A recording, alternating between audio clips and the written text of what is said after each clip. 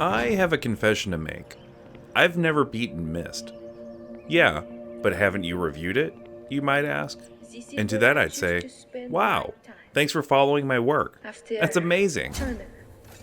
Developer Cyan's seminal work was a cultural phenomenon when it was released back in the early days of CD-ROM video games, when full-motion video and high-fidelity audio soundtracks were emerging novelties. Firmament is a first-person adventure game with an emphasis on solving puzzles. To solve those puzzles, you're given a tool called an adjunct. You'll use this adjunct across 3 realms to manipulate various pieces of machinery. You do this on the behest of a voice that serves as a source of exposition and also as a guide as you work to discover the true nature of the firmament. This isn't Cyan's first rodeo when it comes to creating enigmatic worlds that beg for exploration, even if exploring them means solving puzzles. The 3 realms each seem to serve a specific function in a steampunk society that values work and obedience. You play as a character that has no memories, woken from a hibernation to serve as a keeper to the firmament, but you soon discover that there's a mystery to be solved.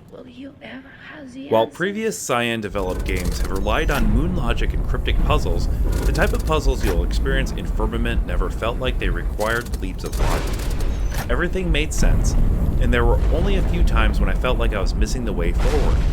And while puzzle difficulty varies from person to person, I found Firmament to be right in that sweet spot where it wasn't impossibly hard, but it's still challenging enough to stump me from time to time. To solve puzzles in Firmament, you're given a tool called the adjunct, which shoots out a lead that allows you to manipulate an object once it's attached. The adjunct acts in a sort of binary fashion. You can turn something on or off, move it left or right, etc.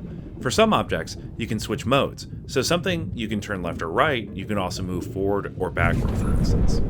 While this sounds simplistic, developer Cyan has created a series of clever ways to make the adjunct feel like more than a way to turn switches on and off.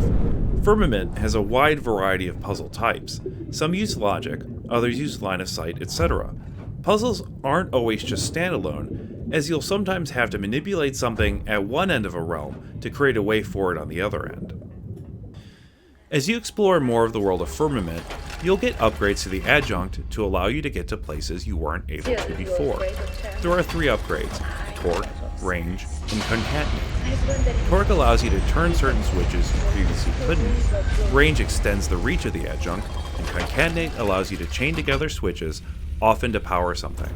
Firmament is completely playable in virtual reality, and it feels like it was designed to be.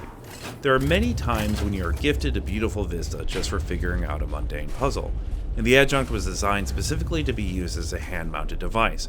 A simple twist left or right actuates the switches throughout Firmament.